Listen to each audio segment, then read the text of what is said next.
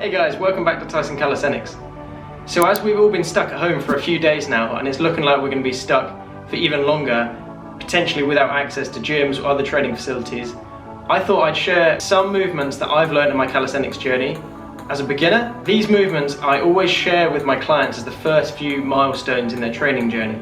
So I'm going to give you some tips today towards a few of these, and hopefully this will give you a bit of direction in your training if you're lacking motivation and you just want to work on some key movements while we're all stuck at home training.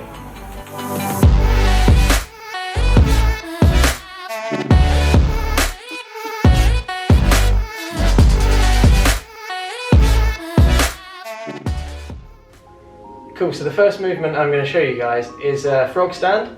Now, there are lots of different names for this move, that's what I call it. But anyway, it's a movement that's going to help you out with getting into your hand balancing and starting to get a bit of awareness for the connection between your body and the floor. It will get you used to putting your weight into your fingertips, so that will help you towards your handstand eventually. But the first basic part of this movement is that you're going to spread your hands out nice and wide. So the wider you spread your hands, the better it is, because you have more surface area to grip to the floor.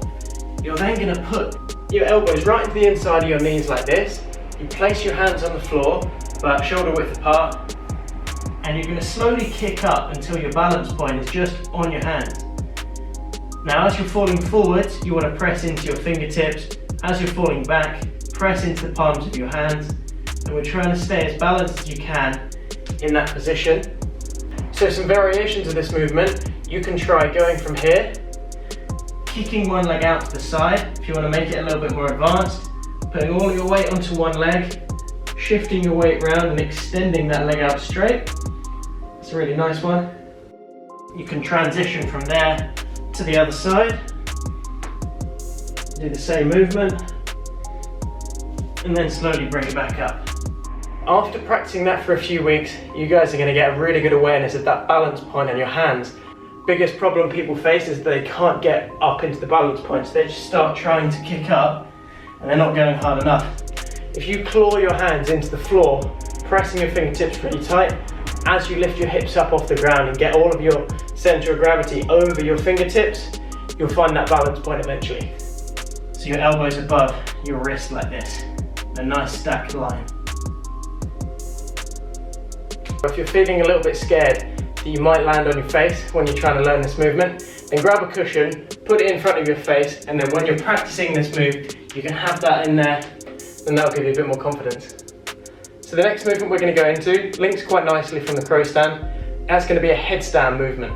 So you can actually do this going from a crow down to a headstand, but we'll start off with the first basic principles of the headstand. So the key here is that you want your head on the floor with equal distance between your hands and your head.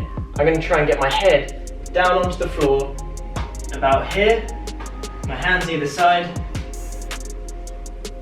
Lower it down. You want to stand right in the front of your head, push nice and hard, and you want to slowly bring your legs in towards your body in a nice tight tuck.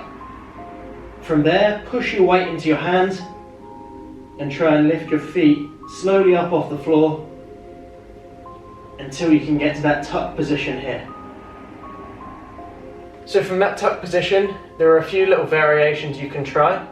You can go from a tuck into a split straddle position. You can lower that back into the middle, go into a stag, or you can extend your legs fully up straight above you. So as soon as you start improving your balance and you get to the point where you're comfortable with this movement, you can try raising up really slowly, lifting your legs up from a tuck into a full extension headstand, and then lowering back down in a tuck. The next progression from there would be a straddle raise with your legs out wide, and from that point, then it would be a full pike press with your legs straight from the bottom all the way up to the top, keeping your legs straight and then lowering back down.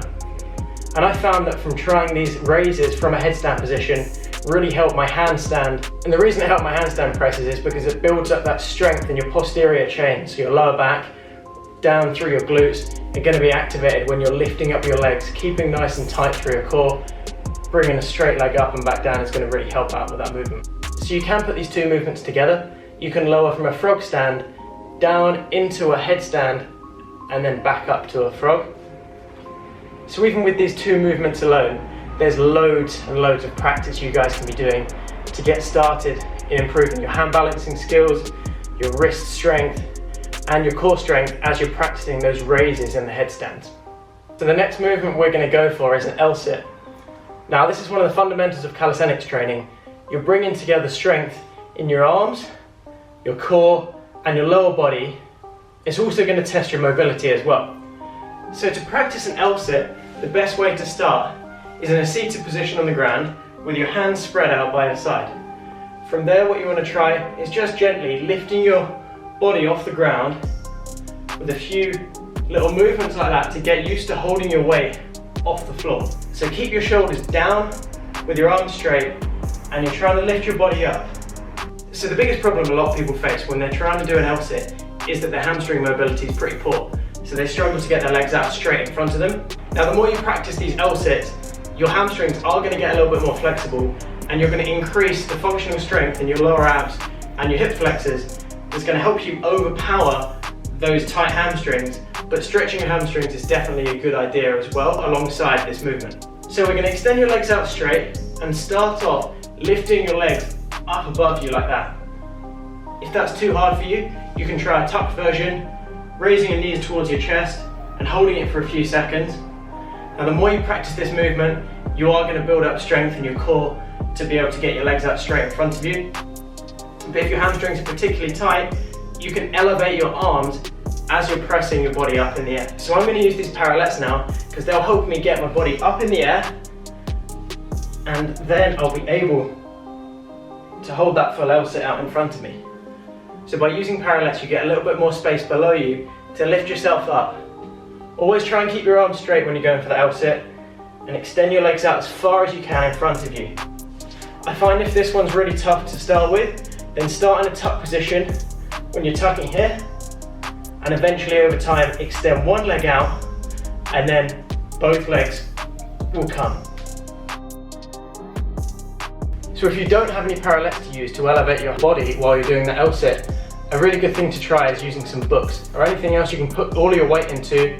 The key with the L-sit is that you're pushing your shoulders away from your ears, you're squeezing your abs, your legs are squeezed together, and you're trying to keep your legs as straight as you can. And I find that it helps if you point your toes when you do this. So over the next few weeks, I'm going to bring up more videos like this to try and help you guys keep progressing. You don't need any equipment to use, all it takes is your body weight, and I want to keep you guys moving forward. Hopefully you guys can start working on these 3 movements yourself and improving on your calisthenics skills even while we're all stuck with no gyms to use.